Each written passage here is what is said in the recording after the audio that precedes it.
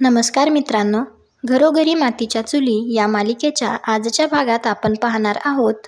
सारंग नाना आई ओवीला आवाज देत घरात येत असतो. त्याच्याजवळ खूप सारं सामान असतं तर नाना ते पाहून म्हणतात, अख्खी मुंबईच खरेदी करून आणलास की काय? तर सारंग म्हणतो, माझा मूड चांगला होता त्यामुळे मी सगळ्यांसाठी काही ना काही घेऊन आलो. आणि सारंग सुमित्राला विचारतो, आई कोणी दिसत नाहीये घरात, कुठे गेलेत सगळे? तर सुमित्रा म्हणते, दिसत नाही आहोत की रे आम्ही. तर सारंग म्हणतो, अगं तसं नाही ग, परी राणी दादा वहिनी वगैरे. तर सुमित्रा म्हणते, वगैरे वगैरे म्हणजे ऐश्वर्या का? तर सारंग लाजतो आणि म्हणतो, तसं नाही, ऐश्वर्याला चॉकलेट्स खूप आवडतात ना. मुंबईतले भारी भारी चॉकलेट्स मिळतात आणि मिठाईसुद्धा. मी तर सगळेच घेऊन आलो. तर सुमित्रा म्हणते, छान छान. तर सारंग म्हणतो, म्हणजे सगळ्यांसाठीच आणलंय. तर सुमित्रा सांगते, आज ऋषी आणि जानकी तिला ऑफिस दाखवायला घेऊन गेलेत. तर सारंग म्हणतो, अच्छा ऑफिस दाखवायला होय. तर सुमित्रा म्हणते, दे ती चॉकलेट्स. तर सारंग नाही असं म्हणून हात मागे घेतो आणि म्हणतो, अगं माझ्याकडे असू दे ना, तू कशाला, राहू दे. चॉकलेट्स तेवढे सारंग स्वतःकडे ठेवतो आणि बाकीचं सामान देऊन टाकतो. इकडे ऐश्वर्या जानकी आणि ऋषिकेशला म्हणत असते, तुम्ही काय बोलताय ते मला खरंच काही कळत नाहीये, पण तुम्ही सौमित्रला इथे का बोलावलंय? हा माझ्याशी जमवलेलं लग्न मोडून गेला. मला याच्याशी काही बोलायचं नाहीये, याला सांगा येथून जा. तर सौमित्र म्हणतो, काय बोलणार आहेस तू ऐश्वर्या? तुझ्याकडे बोलण्यासारखं उरलं काय आहे? दादा वहिनीला सगळं सत्य कळून चुकलंय. मी सगळं सांगितलंय त्यांना. कसं तू मला किडनॅप केलंस, आउट हाऊसमध्ये बांधून ठेवलंस, टॉर्चर केलंस, अवंतिकाला जीवे मारण्याची धमकी दिलीस, तिथे येऊन मला जबरदस्ती हळद लावलीस, नवरदेवाचे कपडे शिवून. तर ऐश्वर्या मोठ्या आवाजातच म्हणते, हे सगळं खोटं आहे. मी असं काहीच केलेलं नाहीये, खोटं बोलतोय हा. तू मला डिच केलंस तरीही मी सारंगशी लग्न केलं, म्हणून तू हे सगळं मुद्दाम करतोयस ना? तर सौमित्र म्हणतो, मला माहिती होतं तू असाच कांगावा करणार, स्वतःची चूक कधीच मान्य नाही करणार. माझ्याकडे सगळा पुरावा आहे. त्यावेळी सौमित्र कावेरीला फोन करतो. तर कावेरी म्हणते, काय झालं बाळा, आणखी काही झालंय का? आता कशासाठी फोन केलास? तर सौमित्र म्हणतो, नाही काकू, काही झालं नाहीये, तुमचे आभार मानण्यासाठी फोन केला होता. त्या दिवशी तुम्ही मला आउट हाऊसमधनं सोडवलं, तुम्हाला थँक्यू बोलता आलं नाही. त्या दिवसासाठी खरंच थँक्यू. तुम्ही मला वाचवलं नसतं तर माझी काय अवस्था झाली असती काय माहिती. तर कावेरी म्हणते, ते मी समजू शकते बाळा, पण आमच्या यांनी आणि ऐश्वर्याने तुमच्या सगळ्यांच्या आयुष्याबरोबर खेळ मांडला होता रे. लई मोठं पाप करत होते दोघं पण. त्यामुळे तुमच्या सगळ्यांचं तर नुकसान झालंच असतं, पण त्याबरोबरच माझ्या लेकीचं सुद्धा नुकसान झालं असतं. म्हणून मी हे सगळं केलं आणि त्यावेळी मला जे बरोबर वाटलं तेच मी केलं. पण सौमित्र, आता मी काय सांगतेय ते नीट ऐक. हे सगळं आता तू विसरून जा आणि शक्य झालं तर आमच्या यांना आणि माझ्या लेकीला माफ कर. आणि आता तू जिथे कुठे आहेस ना, तिथे सुखात राहा आणि तिकडे माझी ऐश्वर्या सारंगबरोबर सुखाने संसार करेल, अशी प्रार्थना कर देवाकडे बाळा. तसं पण ती तुमच्या घरात गेल्यावर सुधरेलच रे. त्यानंतर सौमित्रचा फोन घेऊन जानकी, हॅलो कावेरी काकू, मी जानकी बोलते असं म्हणते. तर कावेरी म्हणते, जानकी तू म्हणजे तिथं सगळेजण माझं बोलणं ऐकतायत होय? मला वाटलं एकटाच सौमित्र माझ्याशी बोलतोय. तर जानकी म्हणते, नाही नाही, आम्ही सगळे एकत्रच आहोत आणि आम्हाला सगळं काय ते खरं कळालंय. कावेरी काकू थँक्यू, तुम्ही सौमित्र भाऊजींना एवढी मदत केलीत. पण माझ्या मनात एक प्रश्न आहे, तेव्हा तुम्हाला सगळं खरं कळलेलं असताना तुम्ही आम्हाला का नाही सांगितलं? का लपवून ठेवलंत? तेव्हाच सगळं सॉल्व्ह झालं असतं काकू. हा एवढा मोठा अनर्थ नसता घडला. तर कावेरी म्हणते, जानकी तुझं सगळं बरोबर आहे ग, त्यासाठी तुम्ही मला माफ करा. पण तेवढं धाडस नाही करू शकले मी. पण आता हात जोडून विनंती आहे माझी तुम्हाला, आता हे सगळं विसरून जावा. मनात काही पण राग ठेवू नका आणि माझ्या लेकीला ऐश्वर्याला माफ करा. कारण आता माझ्या लेकीचं चांगलं वाईट सगळं तुमच्याच हातात आहे. आणि जानकी तू सुद्धा एका मुलीची आई आहेस ना, त्यामुळे तुला सगळं समजेल. मला माझ्या लेकीची खूप काळजी वाटते ग. तर जानकी म्हणते, काकू मी नंतर बोलते तुमच्याशी आणि फोन ठेवून देते. कावेरीने हे सगळं केलं हे ऐकून तर ऐश्वर्याला धक्काच बसतो. तर जानकी फोन ठेवल्यानंतर ऐश्वर्याला म्हणते, आता कळालं का तुला, सत्य बाहेर येतं ते लपून राहत नाही. सूड उगवायचा होता म्हणून तू आमच्या सारंग भाऊजींचा बळी घेतलास. तो माणूस किती साधा भोळा आहे हे कळालं नाही का तुला? स्वतःच्या फायद्यासाठी त्यांचा उपयोग केलास. का केलंस असं? तर ऐश्वर्या म्हणते, बास, तुम्ही मलाच काय दोष देताय? आणि सौमित्रकडे बघत म्हणते, आणि याचं काय? हा जो इथे शुंभासारखा उभा आहे मला जाब विचारायला, त्याची काहीच चूक नाहीये का? मला लग्नाचं वचन देऊन पळून गेला हा पळपुटा. पहिला वार याने केला. याला बोला ना जे काही बोलायचंय ते. चूक याची आहे. तर ऋषिकेश म्हणतो, सौमित्रच्या चुकीची शिक्षा आम्ही त्याला दिलीच असती ऐश्वर्या, कारण आमच्या घरी सगळ्यांसाठी एकच न्याय असतो. पण तू सौमित्रच्या चुकीची शिक्षा बिचाऱ्या सारंगला दिलीस. तर ऐश्वर्या मोठ्याने ओरडत म्हणते, हो दिली. काय म्हणणं आहे मग तुमचं? याने मला धोका दिला म्हणून मी प्रचंड संतापले होते. याच्याशी लग्न करून मला याला चांगलाच धडा शिकवायचा होता.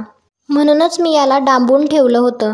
ऐनवेळी सारंगला गायब करून बोल्यावर सौमित्रला आणायचं होतं मला. हे असंच ठरवलं होतं मी आणि तसं होणारही होतं. पण मला आत्ता कळतंय की माझ्याच मॉममुळे झालंय हे सगळं. माझ्या मॉमने गडबड केली म्हणून मला सारंगशी लग्न करावं लागलं.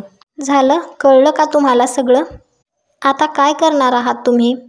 तर जानकी म्हणते, तुझं खरं रूप सगळ्यांसमोर आणणार आहोत. बास, खूप उद्योग केलेस तू, आमटीपासून हारापर्यंत. आणि प्रत्येक वेळी मी तुला पाठीशी घातलंय. प्रत्येक वेळी तुझ्या चुकांवर पांघरून घातलंय की हेच समजून तू रणदिवेंची सून आहेस, आमच्या कुटुंबाचा एक भाग आहेस आणि तुला समजून घेणं आमचं कर्तव्य आहे. पण नाही ऐश्वर्या, तू कधीच आम्हाला आपलं नाही मानलंस. आता मात्र यावेळी मी तुला नाही सोडणार. तुला तुझ्या गुन्ह्यांची कबुली सगळ्यांसमोर तुझ्याच तोंडाने द्यावी लागणार आहे. तुझं खरं रूप घरच्यांसमोर आल्यावर काय करायचं हे तेच ठरवतील. त्यावेळी जानकी ऐश्वर्याला गाडीत बसवते. तर सौमित्र ऋषिकेशला म्हणतो, दादा मला माफ कर प्लीज, या सगळ्यात मोठी चूक माझीच आहे. तर ऋषिकेश म्हणतो, हो सौमित्र, लग्नाआधी पळून गेलास ही तुझी पहिली चूक.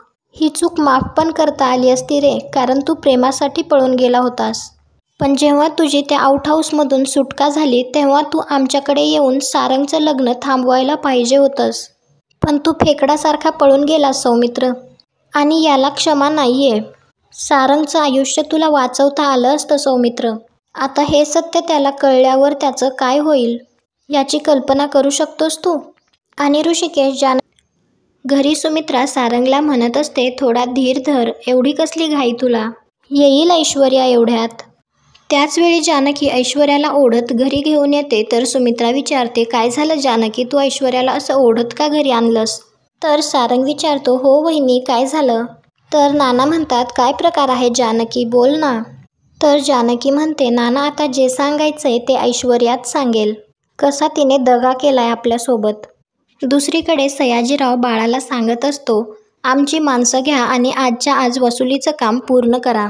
आणि तो मोठ्याने ओरडतो, चहा येणार आहे का आज? त्यावेळी कावेरी चहा घेऊन येत असते आणि ती मनात विचार करते. हे सगळं सवडीत झालंय म्हणताना अचानक हा फोन आला. जानकीला कळालंय आता सगळं, पण ती तशी समजूतदार आहे. पण ऐश्वर्याने काही गोंधळ घातला नसेल ना? म्हणजे सगळं तिच्यापर्यंत, म्हणजेच ही गोष्ट यांच्यापर्यंत गेली तर? त्यामुळे कावेरी थोडीशी घाबरलेली असते. कावेरी सयाजीरावाला चहा देत असताना तिचा हात थरथरत असतो, त्यामुळे कपातला चहासुद्धा खाली सांडत असतो. तर सयाजीराव म्हणतो, हे काय करताय? हा सगळा चहा आमच्या कपड्यांवर सांडेल ना, ठेवा तिथे खाली, मी घेतो. आणि कावेरीला म्हणतो, वेंधळी बाई नुसती. त्यानंतर सयाजीराव चहा पित असतो. त्यावेळी कावेरी मनात विचार करते, मीच सांगून टाकू का यासनी? नाही नको, हे काय जिद्द ठेवायचं नाहीत मला. पण तिकडं ऐश्वर्याच्या बाबतीत काही अवघड झालं नसेल ना? सांगूनच टाकते. सयाजीराव कावेरीला विचारतो, काय बघायलात माझ्याकडे? आज पहिल्यांदा बघताय का? तर कावेरी अहो असं म्हणत असते. तर सयाजीराव म्हणतो, काय झालं, बोला की, का जीभ चिकटली टाळ्याला? तर कावेरी म्हणते, जानकीचा फोन आला होता मला. सौमित्रकडनं त्यांना सगळं समजलंय की तुम्ही सौमित्रला पकडून ठेवलं होतं म्हणून.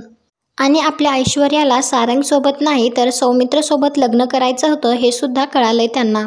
तर सयाजीराव म्हणतो, म्हणजे तो हरामखोर घरी पोचला म्हणायचं. मग तर त्यांना कोणी डांबून ठेवलं होतं हे पण समजलं असणार. कोणी सोडवलं त्याला? आणि कावेरीवर मोठ्याने ओरडतच तिला विचारत असतो, कोणी सोडवलं? तर कावेरी म्हणते, त्या दिवशी मीच सोडवलं होतं त्याला. तर सयाजीराव म्हणतो, वाटलंच होतं मला, पहिल्यापासून शंका येतच होती. ज्याचं खाताय त्यालाच दगा देताय असं म्हणून हातातील कप फेकून फोडतो. इकडे जानकी ऐश्वर्याला म्हणत असते, बोल आता ऐश्वर्या, स्वतःच्या गुन्ह्याची कबुली स्वतःच्याच तोंडाने दे. तर नाना विचारतात, गुन्हा? कसला गुन्हा? तर जानकी म्हणते, ऐश्वर्याने गुन्हा केलाय आणि त्याची कबुली तीच देणार आहे सगळ्यांसमोर. तर ऋषिकेश म्हणतो, ऐश्वर्या आणि तिच्या वडिलांनी खूप मोठा दगा दिलाय आपल्याला. ऐश्वर्या, सगळं खरं खरं सांग, नाहीतर तुझ्या वडिलांना इथे बोलवावं लागेल. मग त्यांच्याकडूनच वदवून घेऊ सगळं. तर ऐश्वर्या मोठ्याने ओरडतच सगळ्यांना म्हणते, हो, दिलाय मी धोका, केलाय मी दगा. कारण सगळ्यात आधी तुम्ही सगळ्यांनी मला धोका दिला. तुमच्या मुलाने माझ्यासोबत दगा केला. मग मी काय करणार होते? आणि त्याचाच सूड घेतलाय मी. तुम्हाला खरं ऐकायचंय ना? ऐका. मी सौमित्रला किडनॅप केलं होतं. आमच्या आउट हाऊसमध्ये डांबून ठेवलं होतं मी त्याला, अगदी आमच्या लग्नाच्या दिवसापर्यंत. कारण मला सौमित्र सोबत लग्न करायचं होतं, या सारंग सोबत नाही. हे ऐकून तर सारंगच्या हातातील सगळे चॉकलेट्स खाली पडतात. तर सुमित्रा म्हणते, अगं काय बोलतीयस काय तू? तर जानकी म्हणते, यावेळी मात्र ती खरं बोलतीये आई. काल रात्री सौमित्र भाऊजी आले होते घरी. त्यांचे महत्त्वाचे सर्टिफिकेट्स राहिले होते, ते घ्यायला ते रात्री चोरासारखे आपल्या घरी आले होते. कारण त्यांची तुमच्यासमोर येण्याची हिंमत नव्हती. मी आणि ऋषिकेश काल रात्री त्यांना भेटलोत. त्यांना त्यांची चूक कबूल आहे. त्यांनी त्यांच्या चुकीची माफीसुद्धा मागितली आई. आणि घडलेला सगळा प्रकार सांगितला. कसं ऐश्वर्या आणि सयाजी काकांनी त्यांना त्यांच्या आउट हाऊसमध्ये डांबून ठेवलं होतं, अगदी लग्नाच्या दिवसापर्यंत. लग्नाच्या दिवशी त्यांना नवरदेवाच्या वेशात तयार ठेवलं होतं. अवंतिकाला गन पॉईंटवर ठेवून सारंग भाऊजींच्या जागी त्यांना ऐनवेळी सौमित्र भाऊजींना उभं करायचं होतं. हो ना ऐश्वर्या? तर नाना म्हणतात, अगं पण दगा देऊन पळून गेलेल्या सौमित्रवर कसा विश्वास ठेवायचा आपण? तर ऋषिकेश म्हणतो, नाना, सौमित्रला कावेरी काकूंनी सोडवलं. सौमित्रने आमच्या समोर फोन लावला होता हिच्या आईला. त्यानं ते रेकॉर्डिंगसुद्धा पाठवलंय मला. आणि ऋषिकेश सगळ्यांना ते रेकॉर्डिंग दाखवतो. हे रेकॉर्डिंग ऐकून तर सगळ्यांना खूप मोठा धक्काच बसतो आणि आजचा भाग इथेच संपतो. पुढील भागात आपल्याला पाहायला मिळणार आहे, सुमित्रा ऐश्वर्याला घरातून बाहेर हाकलते. जानकी सारंगला म्हणते, जे काही झालं ते बरंच झालं. तर सारंग म्हणतो, काही बरं नाही झालं वहिनी, हे सगळं आधीच कळायला पाहिजे होतं. दुसरीकडे सयाजीराव कावेरीवर ओरडत असतो, त्या सौमित्रला सोडवून तुम्ही आमचा चांगलाच डाव फिसकटवला. आणि सयाजीराव तिच्यावर हात उघडतो, त्यावेळी ऋषिकेश त्याचा हात धरतो. तुम्हाला हा भाग आवडला असेल तर व्हिडिओला लाईक करा. पुढे काय होईल हे पाहण्यासाठी आपल्या मराठी मालिका या चॅनलला सबस्क्राईब